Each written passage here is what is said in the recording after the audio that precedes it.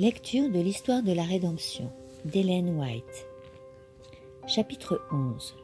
Le mariage d'Isaac. Ce chapitre est basé sur Genèse 24. Les habitants de Canaan étaient des idolâtres. Aussi le Seigneur avait-il défendu à son peuple de contracter mariage avec eux, de peur qu'ils ne soient entraînés dans l'idolâtrie. Abraham était âgé et il s'attendait à mourir sous peu. Quant à Isaac, il n'était pas encore marié. Abraham était inquiet à cause du milieu corrompu dans lequel Isaac vivait, et il était désireux de lui choisir une épouse qui ne s'éloignerait pas de Dieu. Il en confia le soin à son fidèle et expérimenté serviteur qui administrait tous ses biens. Abraham demanda donc à ce serviteur de lui promettre solennellement devant le Seigneur qu'il ne choisirait pas pour Isaac une épouse parmi les Cananéens, mais qu'il dirigerait ses recherches parmi la parenté d'Abraham, dont les membres croyaient au vrai Dieu. Il lui dit de prendre garde de ne pas conduire Isaac dans le pays d'où il venait, car les habitants s'adonnaient presque tous à l'idolâtrie. S'il ne pouvait pas trouver pour Isaac une jeune fille qui consente à quitter sa famille et à venir habiter là où Isaac et les siens résidaient, le serviteur serait délié de sa promesse. Cette importante question ne fut pas laissée au loisir d'Isaac, sans que son père soit consulté. Abraham dit à son serviteur que le Seigneur enverrait un ange devant lui pour le diriger dans son choix.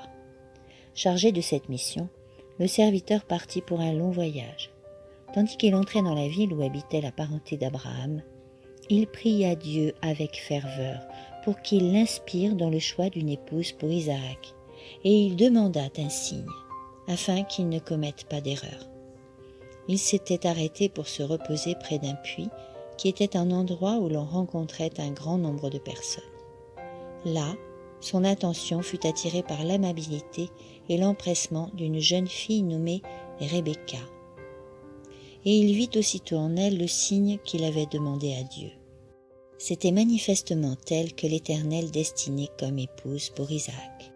Puis Rebecca invita le serviteur dans la maison de son père. Et le serviteur raconta au père et aux frères de Rebecca comment le Seigneur lui avait montré que celle-ci était destinée à devenir l'épouse d'Isaac, le fils de son maître. Le serviteur d'Abraham leur dit : « Maintenant, dites-moi si vous êtes disposés à agir avec bienveillance et fidélité envers mon maître.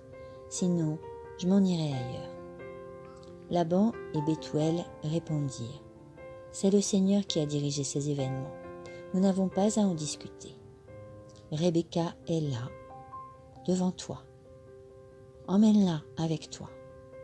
Qu'elle devienne la femme du fils de ton maître, comme le Seigneur l'a dit. » Quand le serviteur d'Abraham entendit ces paroles, il remercia le Seigneur en s'inclinant jusqu'à terre. Genèse 24, 49, 52.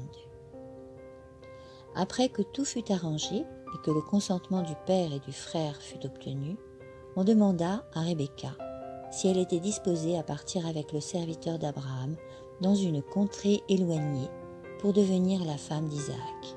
« Oui, » répondit-elle. À cette époque, les questions matrimoniales étaient généralement réglées par les parents. Cependant, on ne contraignait pas les intéressés à épouser une personne qu'ils n'aimaient pas. Mais les affections des jeunes étaient dirigées par le jugement mûri des parents. Ils suivaient leurs conseils et portaient leur affection sur celui ou celle que leurs parents, qui craignaient Dieu et avaient de l'expérience, avaient choisi pour eux. Refuser de tenir compte de leur avis était considéré comme un délit. Un exemple d'obéissance filiale. Isaac avait été élevé dans la crainte de l'Éternel et avait appris à vivre dans l'obéissance. Âgé de 40 ans, il consentit à ce que le serviteur de son père qui craignait Dieu et avait de l'expérience choisisse pour lui. Isaac croyait que le Seigneur dirigeait ce serviteur pour qu'il trouve la femme qui lui était destinée. L'histoire d'Isaac nous a été rapportée à titre d'exemple, pour que les enfants des générations à venir le suivent, notamment ceux qui professent craindre l'Éternel. L'éducation qu'Abraham donna à son fils Isaac et qui permit à celui-ci de pratiquer une vie d'obéissance inspirée par des sentiments nobles, a été consigné dans les Écritures à l'intention des parents, qui doivent diriger leur famille de manière que leur exemple soit suivi. Ils doivent apprendre à leurs enfants à respecter leur autorité et à s'y soumettre. Ils doivent prendre conscience de la responsabilité qui repose sur eux et qui consiste à diriger les affections de leurs enfants afin qu'éclairées par leur jugement, celles-ci se portent sur des personnes susceptibles de devenir de bons conjoints pour leurs fils et leurs filles. Suite de la lecture au chapitre 12 dans le prochain audio.